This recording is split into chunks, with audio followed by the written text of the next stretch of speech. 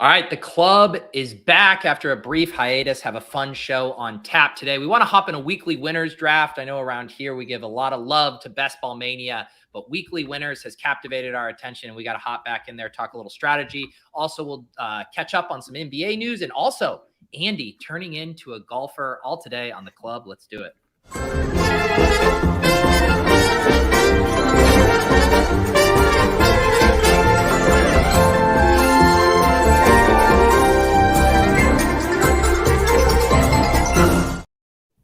All right, Andy, Clay, we weren't able to get together last week. There's a lot going on with the Crane Marathon stream, but happy to be back in the saddle today. How are you guys doing?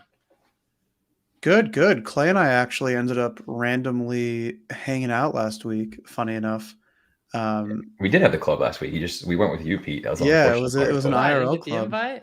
We so Allie and I walked into Grimm, one of our local breweries that we like, and turned and look at the bar, and then there's Clay and Stacy, and so we ended up hanging out for a while because Grimm opened up a new pizza place called Lala that we were both there separately to try out, and just we were gonna go the once we saw each other there, we were gonna eat, the four of us, and they ran out of food. And so then we ended up Ubering somewhere else and ended up being a night drinking way too much wine before we ate some pizza. But good. I saw, we did drink a lot, and the next morning I wake up with my phone and I see a tweet from an hour ago, and Andy's like, at the gym, hitting the gym. I'm like, God damn, dude, we fucking were cranking wine. It felt great the next day, which is crazy. I don't know why. It's so funny you guys say that, because there must have been some subconscious thing in solidarity with you guys, because I went to the liquor store last week and I'm going through my, annual sour phase when it gets hot out, and I see they have some Grimm sours there, which I was super stoked to have because I had them that one time we went, but I hadn't had them since. So I had grabbed a 6-pack of those and had been working on those this past week. So in a way, I feel like I joined you guys with the Grimm drinking. Love to hear that. And Allie chimed in and said that she did not feel good the next day, just in case you guys were wondering. I felt fine. I just was not at gym at 7:30 a.m. vibes. I was good when I got up. Yeah, I think it was all the sugar in the wine. I woke up pretty early.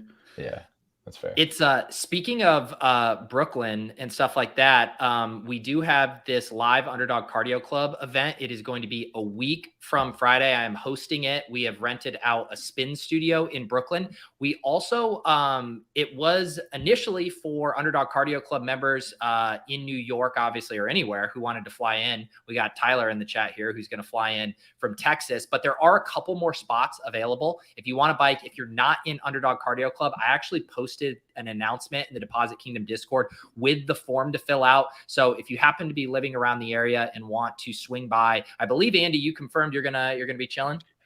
Yeah, I'm gonna be there. We ended up deciding to come back a couple of days early from our trip to Cape May, and so I'll be there. I'll be ready to go, sweaty and in horrible shape, but it should be fun. It should be fun. Yeah. So fill out that form if you're interested. We'll reach out to people here by the end of the week to kind of confirm all of that. Clay, I mean, you missing an Underdog Cardio Club event in Brooklyn, it feels like you were built for this, man. I'm kind of contemplating skipping this wedding, to be honest. I haven't broken a stage yet. I'm gonna be sad, man. It's gonna be I'm gonna have major FOMO. It's like all my favorite things in the world. So yeah, I'm gonna be having a lot of fun living vicariously through, hopefully a lot of good videos shared in Discord and on Twitter and everything as well, and good sweat sesh. Man, it's tough too. Like, we're picking out all the right weeks. Neil says here, you picked the 1 week I'm away, and Neil's been crushing the Underdog Cardio Club draft. So hopefully this is a proof of concept. Hopefully it goes well, and we can do this in future years, because when we announced Underdog Cardio Club last year, I was like, a live event would just be so fun with all of the elements. So the studio, I've gotten a sneak peek of it. Looks very fun. We'll obviously go out, get some drinks and stuff after as well. So looking forward to that. Speaking though of other athletic endeavors, Andy, I've been peeping your Twitter account, and you're turning into a full golf bro. Are you going full Peter Jennings on us right now? I'm trying. I'm actually going golfing tomorrow morning, so I'm excited. But no, I played a good amount growing up. My dad plays a lot. He's much better than I am.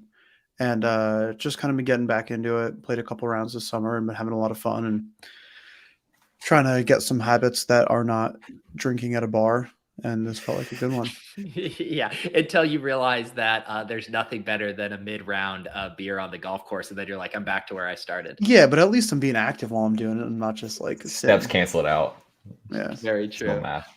That's one thing I've missed this year, obviously, since having the kid. Normally I play, I don't know, 6 to 7 times a summer or season or whatever. I have not been once this year. It's just very hard to like look at the schedule and be like, here's 4 hours where I could go play golf. Although Lauren and I do have a date night planned, one of the only ones we've done. We're going to go see Barbie movie on Friday. Nice. So I am excited for that. Have you guys done the Barbenheimer, Oppenheimer, any of that? No, it's been impossible to get tickets, at least like at any time that's reasonable. Yeah. Yeah, we didn't make it over. We were talking about it when we were out with Andy and Allie if Stacy was keen on going, but we just never quite made it work. So on the list, I was telling him, I'm not a big movie theater guy. It's like one of the things that just doesn't ride with me as well, which is like, sitting with like your back to a door. Just, I don't know, it freaks me out. And I just don't enjoy it.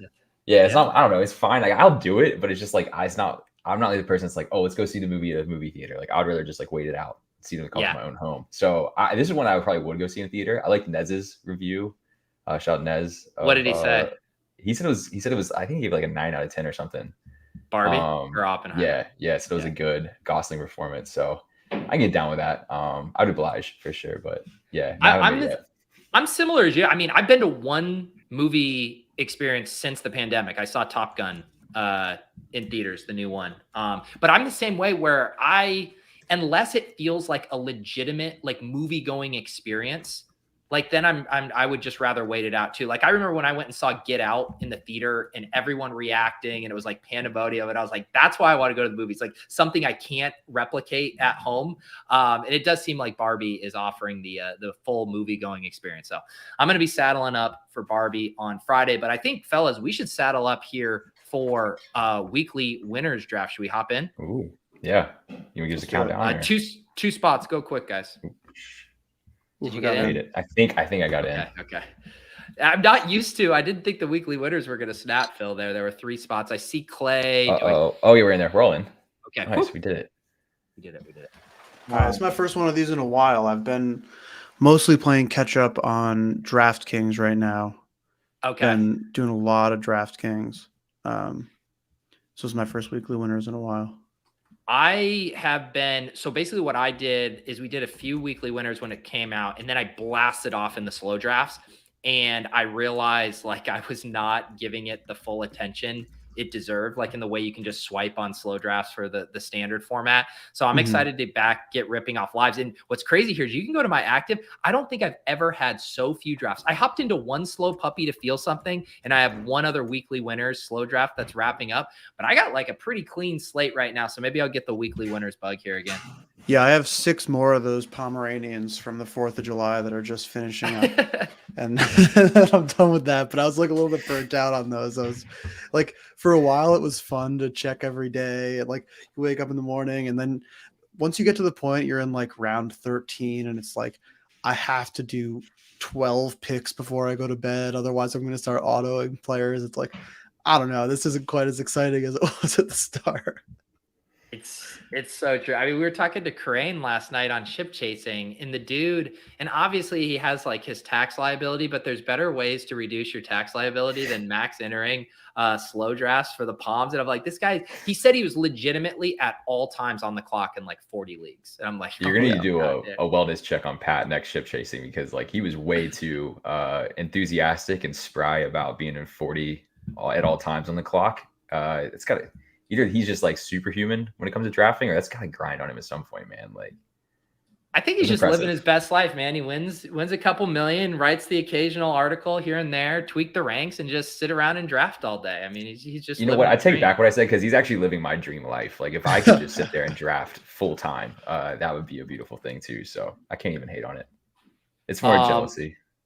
So Clay, you take Justin Jefferson there. Also shout out to the Fantasy Dog Pound here who hopped in this draft, takes Kelsey at 3, which is definitely an ADP shift in weekly winners relative there. Clay, were you tempted by Kelsey in this format? Not at all. I'm actually, I think, even less tempted by Kelsey in this format. I don't know. A lot of what I've been thinking about when it comes to weekly winners is like, I think in some respects you're really trying to pinpoint in each round, and especially, and maybe this is even more condensed to like around your draft position, because like for example, like you're drafting, you guys are both drafting at the end, right? So it's not necessarily like a round by round thing. But if you're, let's say, in the middle of a round, or relatively speaking, I'm viewing the opportunity cost as being like pretty significant for pure upside, right? So when I look across the board, like 1 through 12, like all these guys have a chance to finish arguably any given week as like the highest point scorer, right? When it comes to tight end, I'll let you guys pick first, so we can talk more about this. But I've been thinking about this a lot, so I have thoughts. I want to hear poke holes in them. Okay. For a second, I thought my mouse just died right when it came to my pick, and that was going to be an interesting turn of events. I've been wanting, so almost all of my initial weekly winners drafts, I was playing through the elite quarterbacks, and I've kind of wanted to mix it up. One build that I've been wanting to do that I haven't done is a hyper fragile build in weekly winners. And this is also something I like never do in Best Ball Mania. So I'm going to just experiment here for the kicks. I take Nick Chubb and Jonathan Taylor, and I'm going to try to just take a different line than I normally would. Yeah, one of the things that I debate when I'm in this position is like, I feel like there's some amount of fun and upside in reaching a little bit for Tony Pollard here and doing something like that. But I'm just going to take a player that I like for now. One thing I've struggled with, and I mean, with this format, I struggle with a lot of it because you can put your brain in a pretzel with it, is like the elite teammate thing. Because like last year, if you had Josh Jacobs and Devontae Adams in this format, specifically at their prices, you would have been very happy because you would have paid a premium pick for Devontae, but you would have had a really nice, cheap Josh Jacobs. And it's like every other week, one of those guys was going for like 30 balls. But on the other hand, though, if you think about that, they were pretty inversely correlated, the Devontae Adams ceiling games versus the Josh Jacobs. And then you're starting to wonder, like, you're reducing, if you're spending your top 2 round picks on it, say like Andy would have if he did the Lamb Pollard, then you're really kind of kneecapping, I feel like, your weekly upside there. So I've kind of been shying away from the teammates if the prices are both very expensive. Yeah, I totally agree. Yeah, I totally agree. I think that's right, especially in this format. I think it's better to do that in a BBM format. And I'm going to go ahead and scoop Tony Pollard though while we're talking about it. Speak of the devil. So my point about like Kelsey earlier is that, like, I've been kind of teasing my Kelsey fade in other drafts we've done this summer. I think relative to, like, for me, it's a no-brainer. Like Jefferson, I just think arguably, not even arguably, I think he has a higher ceiling every single week than Kelsey. And I can't remember who posted this. I feel like I saw something on Twitter floating about that. Even like Kelsey's like relative like ceiling performances across other tight ends, like, sure, yeah, he can blow them out of the water, but like on an average basis, like you can find a tight end that could be competitive from a point scoring format. Like, it's gonna be random. You got to pick, one out of the barrel. I don't know. I'm just not as much into Kelsey in this format either. I think that him going 3rd overall is like very rich. And I would rather just like take shots on like him not being the number 1 guy. I just think it's a way better bet than being like he's the 3rd overall player. Yeah. I guess to me, like, obviously he's still valuable in this format. I think the interesting discussion is does he warrant that, like today I took him out of draft at 1-9 in Best Ball Mania. Does he warrant that 6 pick bump in this format? Even if you just separate, Clay, like the stuff about like the age cliff and like the other option, just like purely the way tight end can separate for you, because like, I think he's being drafted as if he did what he did last year. If he does what he does last year, I think you'll be very happy with Travis Kelce at 1-3 in this format. But that's a high bar to clear. It's a very high bar to clear. I don't know. I just think like the opportunity cost, it's about like ceiling amongst the players you're drafting with and not as much about the position. So it's like, for me, I don't know. I think you can like make up for it by taking, I think 3 or 4 tight ends in this build is honestly like extremely enticing, even more so than Best Ball Mania 4. Like, you're just trying to hit the nuts like on a given week, right? So it's just like you're trying to find the combinations where they align, and like I think less correlation and more just focusing on every single pick just needs to be hyper focused on like upside is the right strategy for me here. Yeah.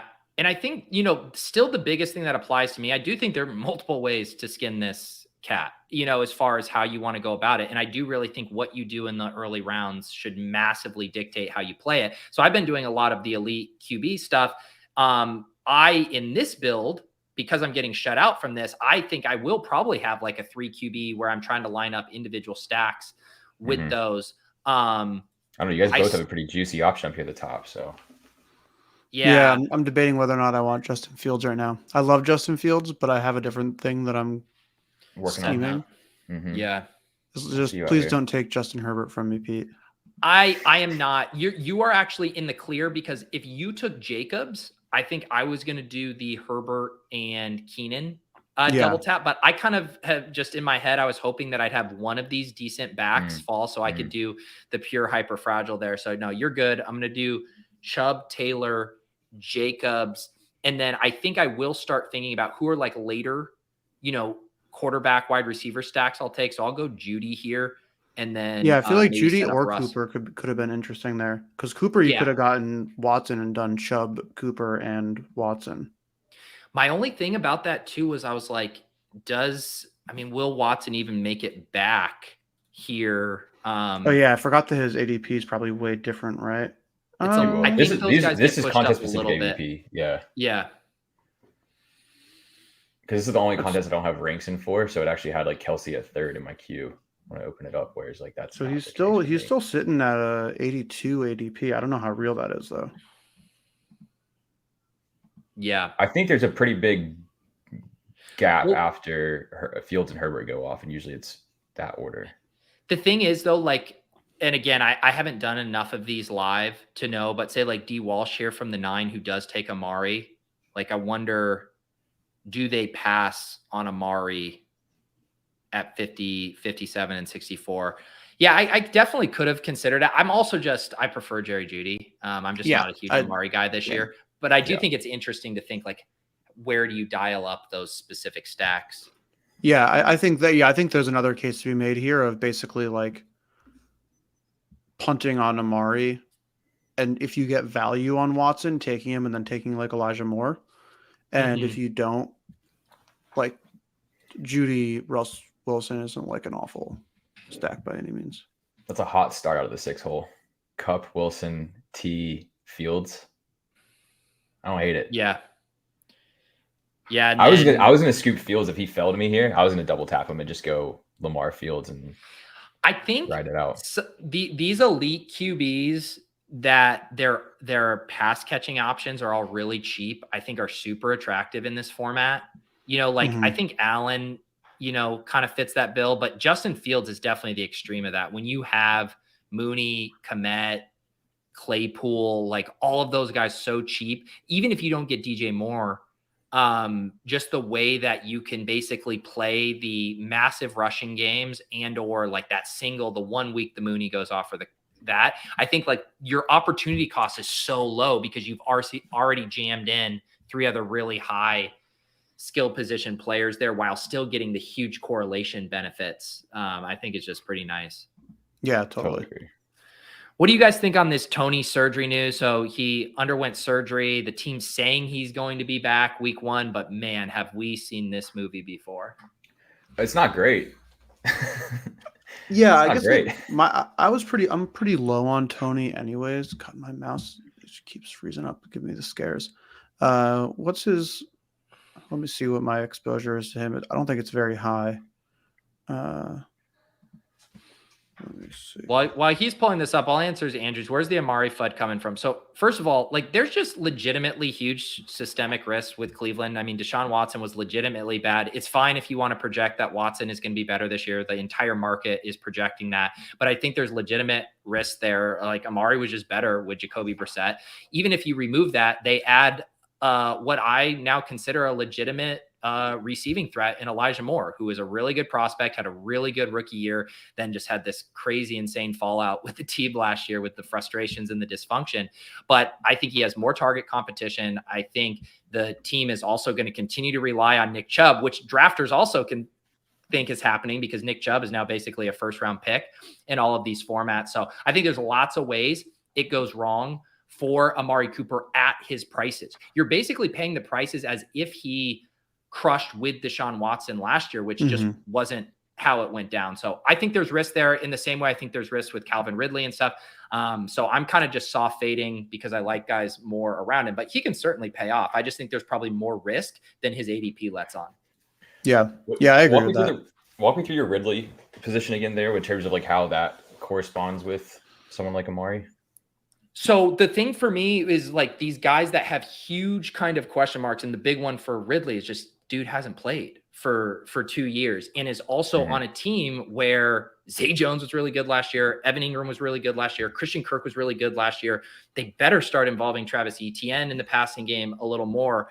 I just think assuming he is the most talented player on that team for sure, but assuming that he's going to step in and command a 25+% target share, having not played football for 2 years in a new offense with more target competition than he even had in Atlanta, it's just a harder sell. Again, it could happen. He could immediately be a 1-2 turn pick next year. Wouldn't shock me, but I don't think that's the smart money. It's fair. I'm pretty bullish on him, but I kind of I like that he hasn't played football in so long, to be honest. Like his body is fresher than any person in the league with that kind of talent and stepping into relatively any kind of role like that outside of a rookie, maybe like, Bijan, but he's played less football than Bijan has over the last 2 years. So I'm kind of into it. Like, I think really the stars are aligning for Ridley. I'm pretty bullish on Lawrence. I think that the other guys performed extremely well last year, but it doesn't mean that they're going to stay in those roles this year per se. But I get it. Yeah.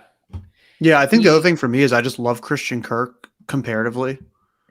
Like if I just put the two of them next to each other as far as ADP and like how good I think they are as players and all of that, and I just I would take time Ridley picking... there by a gap. But I like Kirk a lot last year. I just think it's all kind of relative. Yeah. Like I would say Ridley's talent that we saw closing. I mean, the guy was people were, foaming at the mouth to take him in DFS and to play him 2 years ago before he got out of the league for a minute. I had Andy, would you have taken Pitts if he fell? Because I got excited about Pitts maybe falling for a sec. I actually probably was not going to. Okay. So, God, who do I want? Shit, I'm dizzy. Okay. Why is someone saying my strategy is just draft players who are playing the Chargers this season? Ooh, okay. What week do they play, Andy? It's literally it's like, week wait, do I see the Bills on here? Yes, I do. Yeah, okay. Yeah. I will draft Gabe Davis. I'm also a bit of a Gabe Davis bull, sadly. I don't feel good about it, but I've gotten there. So, okay, someone in the chat says, why do you dislike Debo, Pete? I have 15% Debo in Best Ball Mania. I took him last night in Pros versus Joes. I took him on my $500 Bulldog draft. I love Debo.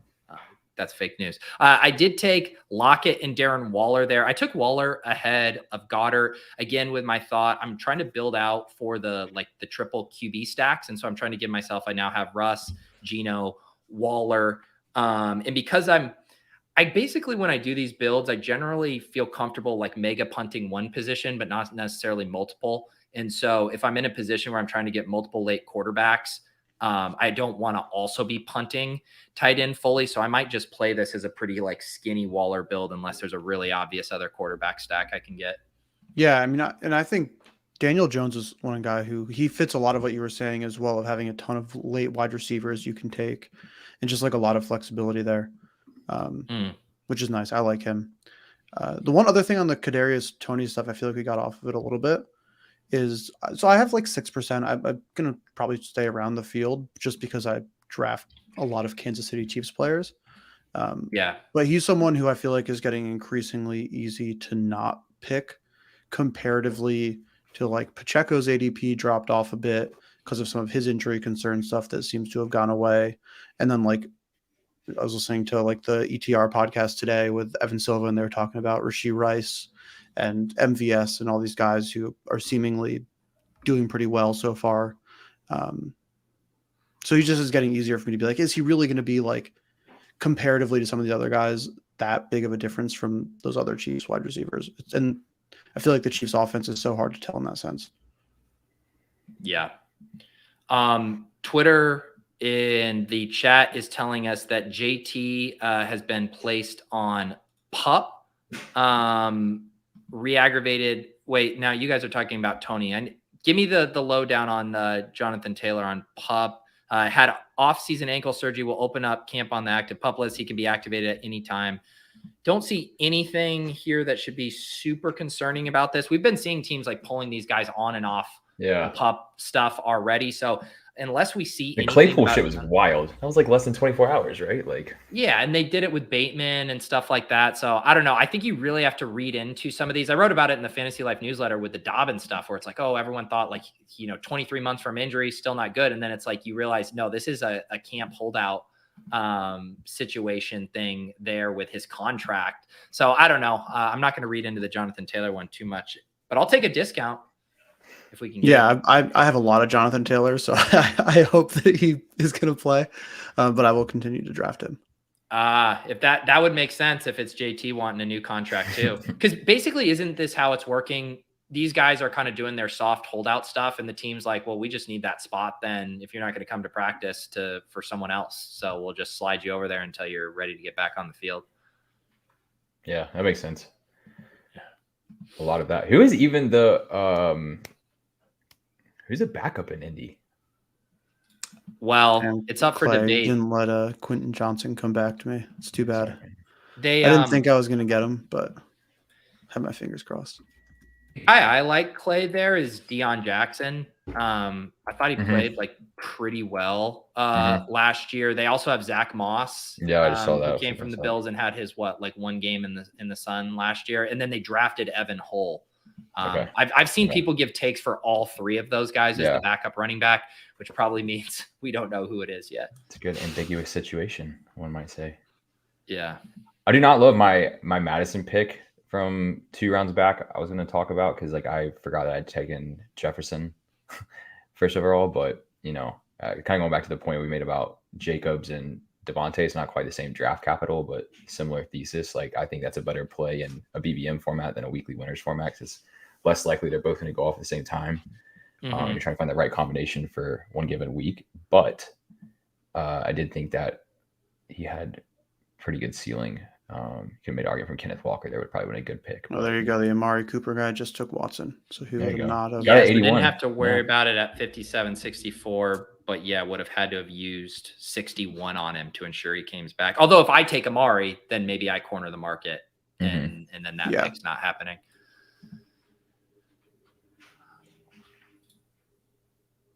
JJ does get tackled at the one a lot. Yeah, that's true. But I think in order to win this contest, you're going to need him to get over the goal line and then others will pop off. All right, I'll do this. It's a bit of a bummer. You don't get 2 weeks of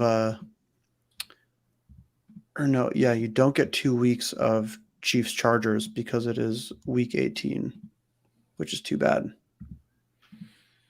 I went ahead and double tapped Burks and Cooks, continuing to add some wide receivers here after my 3 running back start. So I have Chubb, JT, Josh Jacobs, Jerry Jeudy, Tyler Lockett, Darren Waller, Treylon Burks, Brandon Cooks. Andy has CeeDee Lamb, Devontae Adams, Keenan Allen, Justin Herbert, Gabe Davis, Aaron Jones, Isaiah Pacheco, Javonte Williams. So building out all those Chargers stacks. And Clay, Justin Jefferson, Tony Pollard does get Lamar Jackson, Terry McLaurin, Alexander Madison, DeAndre Swift, Quentin Johnston. And I assume, Clay, you're looking for one of these wide receivers to come back to you.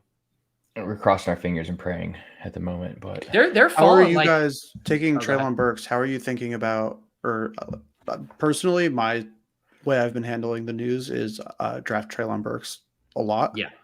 I'm assuming same for you, Pete, considering you just took him. Yeah. And I think even I'm drafting him everywhere. But I think even in this format, right, where the ding is more, hey, he doesn't have the consistent target share all year, but you've got to imagine the spike weeks are still going to be there, which is what we're hunting for here. So I could see him being maybe more volatile than people want, but in this format, we're willing to embrace that.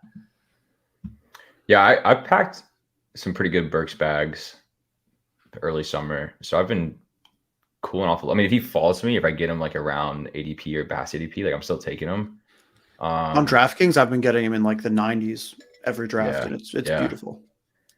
I did do a team with Hopkins, Burks, and There goes Bateman. Okay, I wanted Flowers anyways, but I was crossing my fingers I could get Flowers here, and then Bateman would fall to me on the next pick, and that would have been real nice for weekly winners game. Obviously, the prices, like if you get both those guys at 8 and 8-9, I think is completely fine. But I still don't even think I think skinny stacks too are just like completely viable in this format of like not needing, especially because I do think not maybe in a maybe not over the course of the entire season, those guys could both get there, but like single game scenarios, it does. I could see Flowers and Bateman being kind of inversely correlated, especially with whichever one kind of like breaks out as the other target hog along Andrews. Yep. No, I totally agree. I think for me, it's more like, let me take Elijah Moore here real quick. I think it's more because I don't know, them being stacked with Lamar, I think is a bonus. It's not just taking like the running back and the wide receiver ones, because your correlation with the points to Lamar is far more significant there than like kind of trying to correlate wide receiver and running back output. And if Lamar just has a nuclear game, let's say he throws for 4 touchdowns, like, and they each catch 2, like that's great. Or if one catches 3, the one catches, like it might just be like enough for what you need. So I do like it in this format there, but like it's a lot different than, let's say, Cincy, right? If you try to get Burrow, Chase, and Higgins, like we're talking 8th and 9th round here. So that's a different game as well than 3rd, 4th, or 1st, 2nd, 4th, or ideally if you get that. Yeah. Dog Pound takes Daniel Jones there at 99. I was definitely eyeing him here with my Waller stack, but makes sense there with Barkley and no QBs. Luckily, I got some dust ball quarterbacks in my back pocket here, although we might now start to push it a little more. I guess I could take Dak if I want to do the Dak and Brandon Cooks, but I might even just play it more punty. We'll see. I mean, you could even go like 4 QBs or something here if you needed to. Yeah. That's true. I did a super flex the other day where I did 3 quarterbacks all pretty late.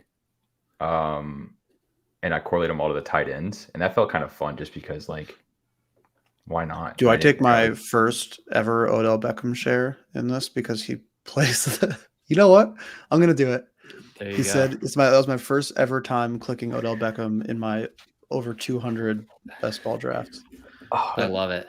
I know it's not the popular take. I'm kind of like into Odell Beckham this year. I mean, not like ahead of ADP. I'm not getting crazy out here, but Lamar's my highest drafted quarterback, so I have been taking Odell because I'm trying to get Ravens wide receivers. I was going to take Tyler Boyd just because I think he's a better like bet, but one of them plays the Chargers and one of them doesn't, and so I had to break some ties there. It was funny because like I don't take a lot of Tyler Boyd. I should actually just confirm what my exposure is. I feel like it's low. Yeah, 2%. Yep. Partly because one, I really in Best Ball Mania only have interest in him if it's like Mahomes Burrow stuff. And the other thing is Boyd is one of those guys that just always gets pushed up in my wide receiver heavy rooms where he's like going top 100 to the Burrow drafter generally, like at pick, like what, 98, 99 is normally where the Burrow side of the board is. But I actually like him as a one-off in this format so much more because Boyd, the appeal for Boyd is he can have some just standalone value just with that offense humming. But like the games where Boyd really pops off, it's because one of Higgins or Chase is hurt. Is generally been where he's had his more ceiling games. So in this one, I do like it as like a one-off too, where it's like if you wipe out the Chase and the Higgins and the Burrow teams on a single week, and then get the single Tyler Boyd, and then you slot that in as part of your kind of like unique piece. It's just another way this like thing, because I just have correlation so ingrained in me. And then some of these players, I'm like, oh, I only take Boyd if it's correlated. And then I'm like, I actually don't want him correlated in this format. So this has been my 40 chess thought process recently to that point. That's kind of what I was trying to get on earlier, but I didn't articulate as well, is like, I'm loving this thought of like opportunity cost amongst like, let's, right now, right in the first round, I'm thinking about, okay, the CMC team, like how can I like take a swipe out of that team? Let's say CMC's hurt, right? Okay. Eli Mitchell becomes, interesting.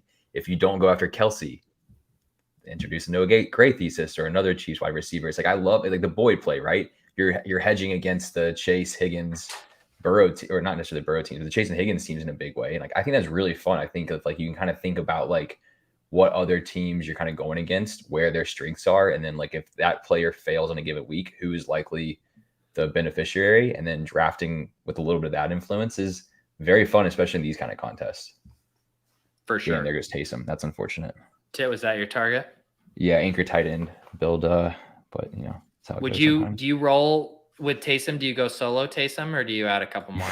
I haven't done solo Taysom. I usually do add a couple more, but I do like it.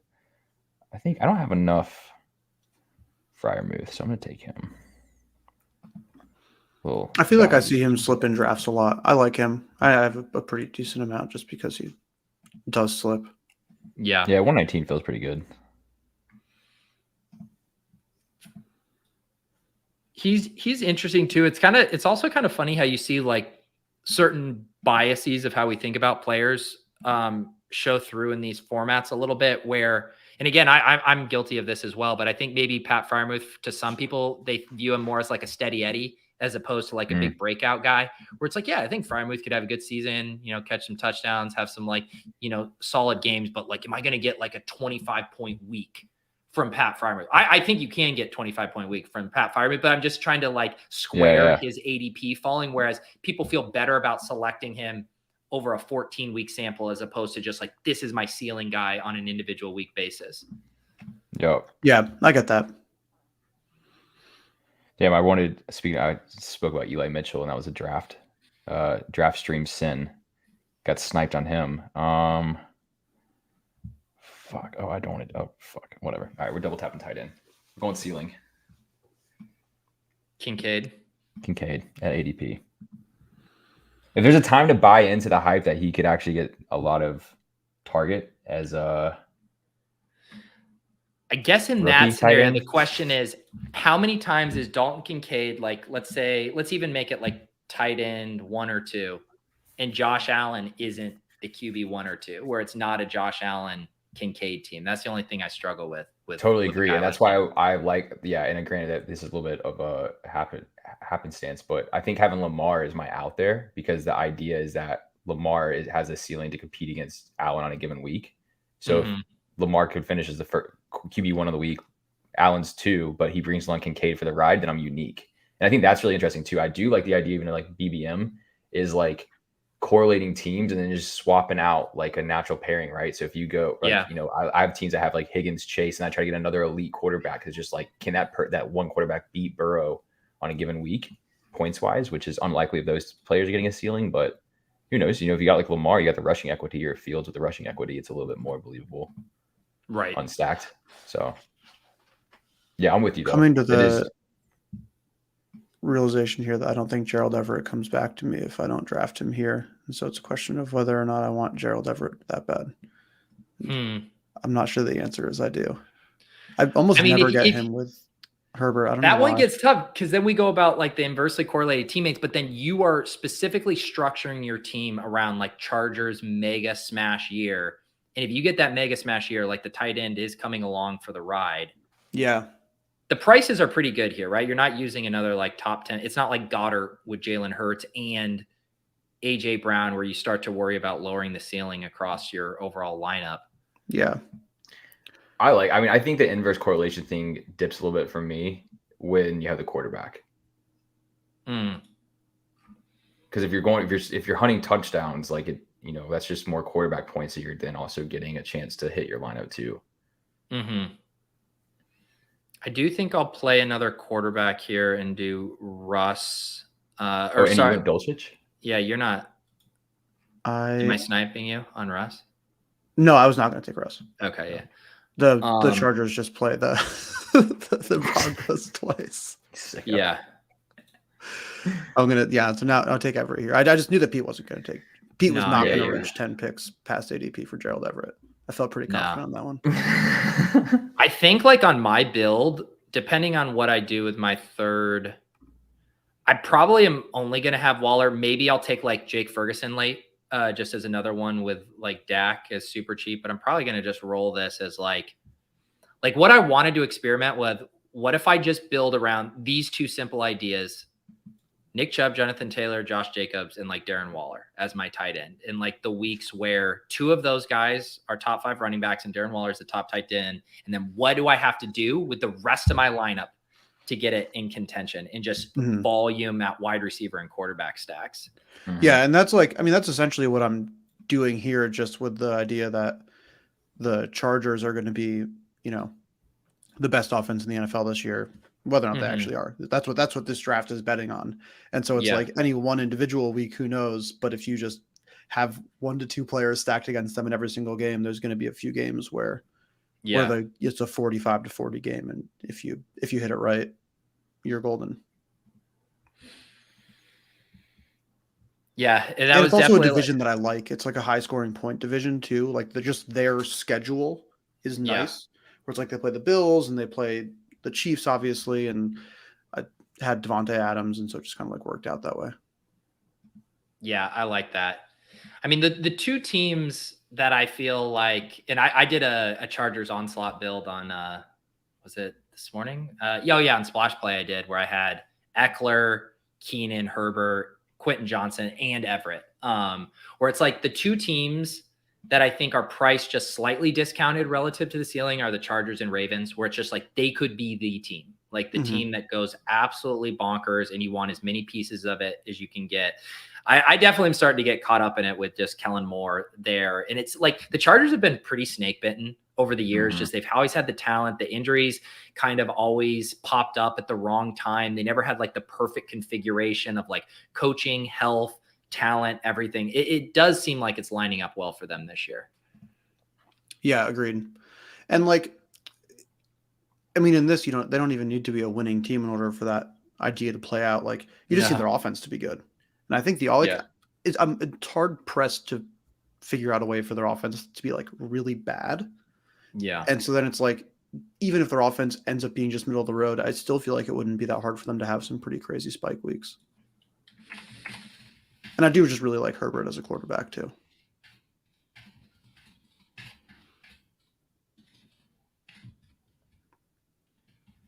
What do you think about what the consigliere said in our chat, that if you don't have an elite tight end or Taysom, you're not winning anything?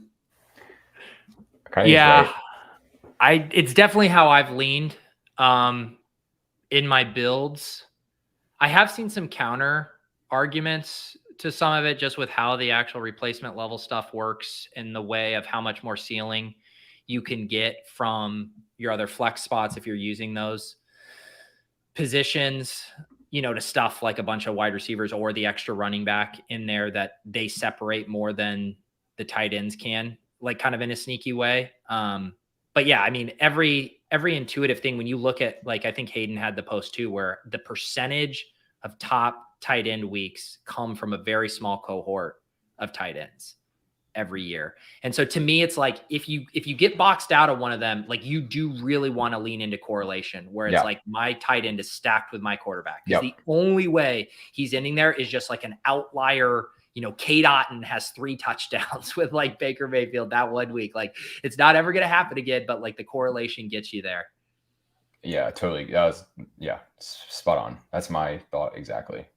I mean, granted, I argued against Kelsey 103. I still think that's not the right play, but I do think that it is, like, it's one of those tight ends, I think, through Waller that has a chance to be like, those kind of like 4 or 5-ish, or Taysom. And like, if you don't have one of those, you better be stacking it up with a quarterback and hoping that they just have a game where they just go the tight end. Yeah, and it's Mookie. This is like one of the main, like, kind of, I think guys in their respective rounds could very well separate more. No Kelsey teams will have any of those other first round picks of weeks last year where no tight end in particular was needed. Like I said, on a given week, I'm taking Jefferson's ceiling over Kelsey's ceiling. Same thing with Chase. Same thing with arguably CMC. I mean, there's games where Kelsey could score the highest of any player, but I think those are fewer and far between. Yeah.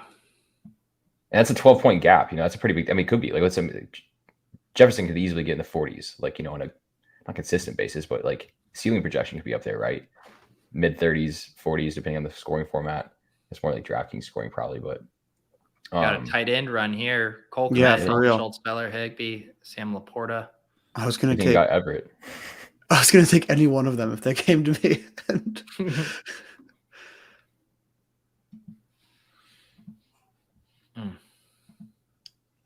What do you guys think?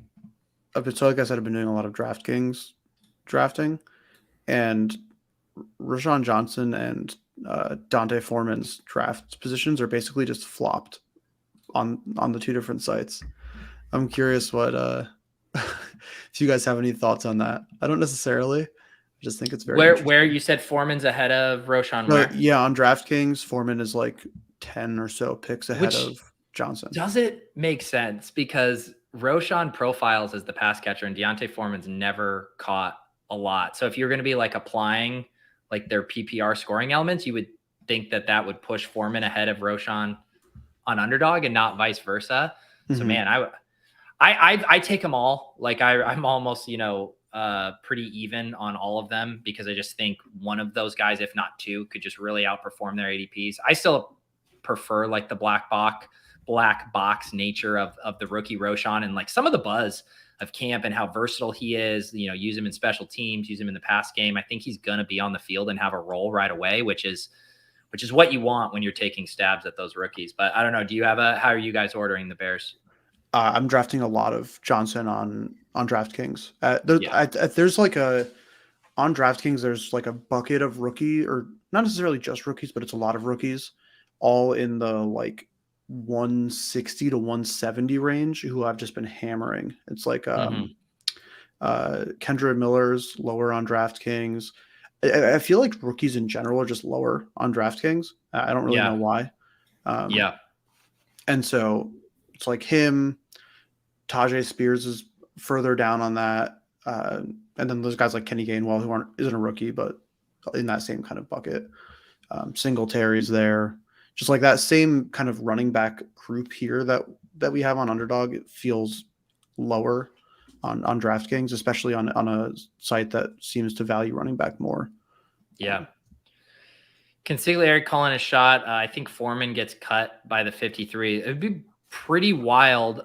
It wouldn't because I do know Sam Sherman over at ADP Chasing has been talking about how Travis Homer is a guy that could be active for them, that they like on special teams and can catch some balls too. So someone could be an odd man out. I think if Foreman gets cut, that is so extremely bullish for Roshan. How confident they are in him there. But yeah, and the other thing, even if a guy like Foreman gets cut, like Foreman has played really well over the past few years, first in relief of Derrick Henry, then last year in kind of a tandem backfield with Chuba Hubbard. I would be interested in him almost regardless of where he lands. If that does end up happening, I have a hard time thinking that happens the way they brought him over in free agency. I don't really have a take outside of I've been drafting Herbert at kind of value. I'm not willing to really draft Foreman because I just don't think it's a great pick. I think I'm more on the side of Consigliere with him being cut more often than him being like a real winner. I would definitely go more Roshan, but Roshan's a pick I would have made, I think, more like last summer, and then this summer I haven't been clicking him as much. But it's often because I'm not either not drafting a running back there, or I've taken someone else in that 120s range. I've been drafting a lot more like Mitchell than Herbert.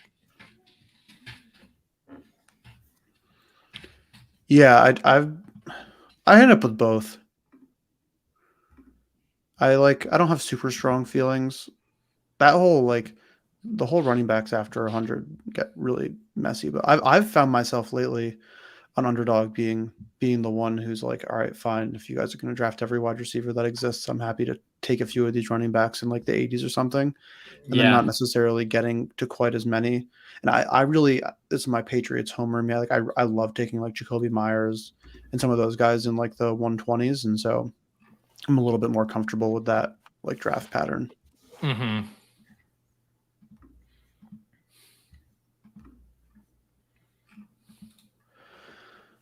All right, let's see here. We got four more Dawson rounds. Knox does play the Chargers, so. A Zeke pick. Clay, what happened to you, man? Didn't like it? No.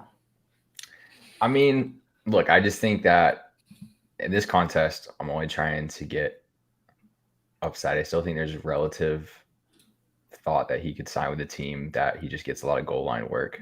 And if he gets touchdowns, it's better than a lot of. I was just thinking about I could have drafted Curtis Samuel, but I was like, what does Curtis Samuel do for this team? rather than trying to get like some RB touchdowns. So Mm-hmm. I'm kind of hunting now. I'm just like, now I'm in the mode of where I'm down to like 15 through 18. Like we can hunt like backup RBs, or I don't know. I'm just trying to think about like, I don't want the third wide receiver on a team that doesn't have a viable path to like dominant target share if there's an injury or something. So now it's like more so like who can slot into roles. So I've been low-key drafting a decent amount of like Zeke. And the thing about like the last couple Zeke weeks is he like pays off in like a more like when he hits, like it was more of like a median thing where he was like always giving you like 10 to 12 15, points, but you're just like not getting that like 25 point. And that's why I think it's just like a little. But if he hits tougher. my RB, but I could use 15 in an RB2 slot depending on the week. You know, that could be enough. Well, not against you with, you know, RB heavy for 4 rounds. So maybe it doesn't. I don't know. Maybe that's a bad pick. But I just, like you can really poke holes in everything you do, like in any point in the draft, but especially like in this round, because you're like, okay, well, what is that like, you know? Yeah. Richie James is a great pick in this draft, in my opinion, because he could like fucking zero the whole season, or he could be the wide receiver 1. Who the fuck knows? I'll balance some of all of my Tyquan Thornton and grab a Devontae Parker share here. This is my Josh Jacobs doesn't play a couple weeks pick. There it is. I like it. That's the draft strategy I'm talking about right there. I like Zamir White, and like with the way that things are going with Jacobs, I wouldn't be surprised if he got a little bit more run, just like in general. Like he's basically, if Jacobs isn't around for training camp, it's like White's probably going to get the RB1 snaps, and so it's like it doesn't hurt. I think there's a chance that he sees some more action than he did previous years. Yeah. And I also just need to keep drafting running backs here because my wide receivers are pretty stacked comparatively, I feel like. This is an interesting thought. Wounded Geese says, I think I would like 20 rounds better in weekly. I like the 18 rounds just for like how quick they are. And I remember when we were doing like the 20 rounds in the big board and stuff, the drafts always felt long to me. But what do you guys think, like strategically? Would you like 2 more extra roster spots to play with? I've been thinking lately, I kind of wish there was a draft that had less roster spots that made you really sweat your picks a little bit more. I don't know. I was going to agree with that. What I was going to compound it as is more starting spots, less overall. So say you had a 16 round draft, but you had 11 starters instead of 9 or whatever, you know, something like that. Those are some of my funnest like season long leagues I've done before too, where the benches are super shallow and every single waiver ad just like kills you because you're like, God, I'm dropping a good player. But like it really makes you think. My wide receiver 3 is injured and I just like can't afford to have him sitting on my bench injured. Exactly. My argument for 20 rounds in this format would be like, I think it helps the tight end conversation. Oh, I'm on the clock, aren't I? Oh, fuck. Oh, I auto drafted. Fuck me. I wasn't even paying attention. Damn.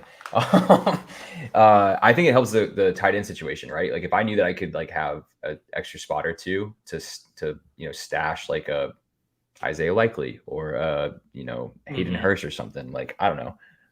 It could just I think it could give a little bit more parity to like being concerned about like elite tight end or something. And also like the more, because you know if you think about like the way the battle royales work, like dupes become a thing just because so few players are in the starting lineup. So like the more starting roster spots you add, even the less likely duplicates or even like really similar. Because even if you avoid duplicates, like you know technically like no one has the exact same lineup as you, it's like the top 20 lineups are probably going to share 5 or 6 of the highest scoring players. And then it's going to be like who's 1v1 or 2v2 off of that, which I'm not saying is like bad. It's like a necessity to how big this contest is. But if you expanded the starting lineups, you would even reduce that more. Yeah. Yeah, totally. I think I'm setting myself up for just a 1 QB build here. And in part because both Lamar and Jefferson are week 13 buys. So I can kind of make an argument that like, all right, I'm just going to take an L week 13, get an extra roster. I think that's like, what am I doing? If I draft a quarterback, right? Like I'm just kind of like filling in points on ideally. It's a waste of a pick. Yeah, that's how I kind of feel, right? Normally I would stack up my boy. What I'm considering here is whether I go double tight end here in the last two and end up with 4 tight ends. So I'm currently at a 1.672, and I have Dolchich and Gerald Everett, and I have a couple different options. I have a couple players already in the Green Bay Chargers game, and I could take Luke Musgrave, I could take Michael Mayer, I could take Tyler Conklin, all guys who play the Chargers.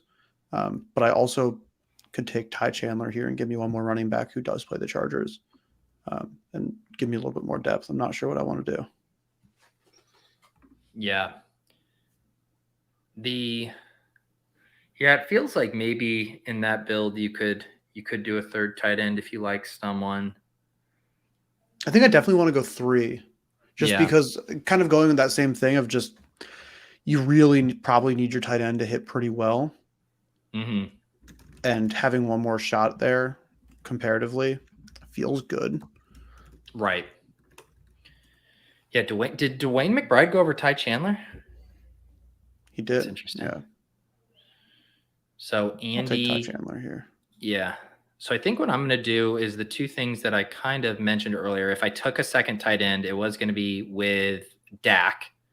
I'm going to do Dak and Jake Ferguson, and then I am going to just get that third quarterback and go Ryan Tannehill and play for that, that one big Burks week. So we'll end up with 3 quarterbacks, a 3-3-10-2 build here. Dallas, Denver, Tennessee, skinny stacks except for the double with Dak on the cheap. Darren Waller, Ferguson, and then 10 wide receivers. Nice. I like that 10 wide receiver build. I like how it turned out.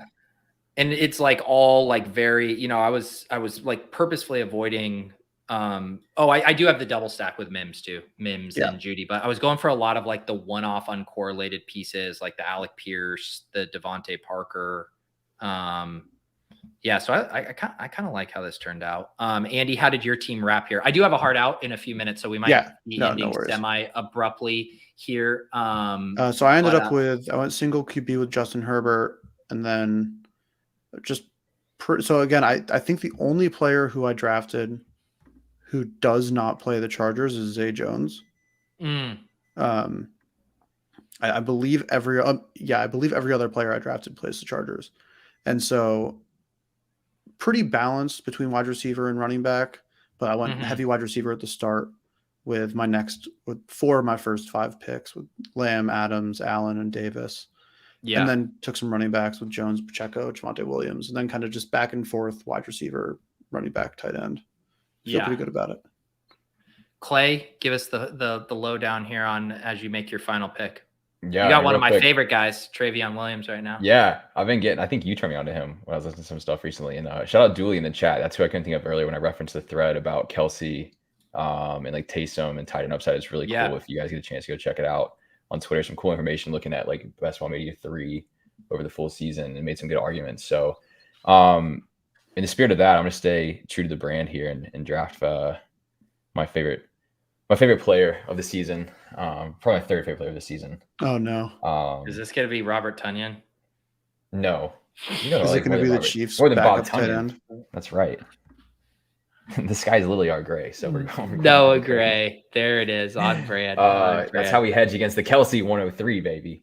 No, I have a funky build. I have a 1.674. So we got a little wacky with it. Fun times in the weekly winter streets. It really is so many different ways to attack it. Like I kind of attacked this one like via structure. Andy attacked his via specific kind of like team build.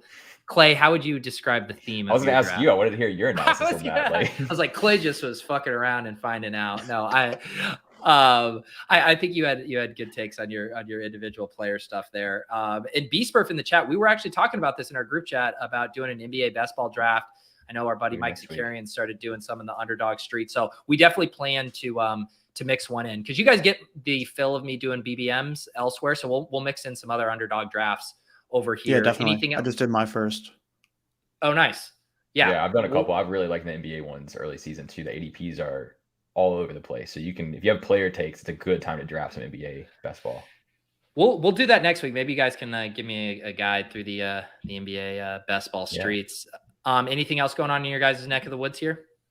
No, I'll see you guys next Yeah. Friday, hopefully, for some live drafting. Yeah. Yeah. Do Like better I than said, Andy. I didn't take picks. That'd be good. there you go. Oh yeah. Well, Andy won't be as hungover when we need some fix. Yeah. If you're in the Deposit Kingdom Discord, check the announcement. If you are in and around Brooklyn next Friday, we got a few spots for that live Underdog Cardio Club event.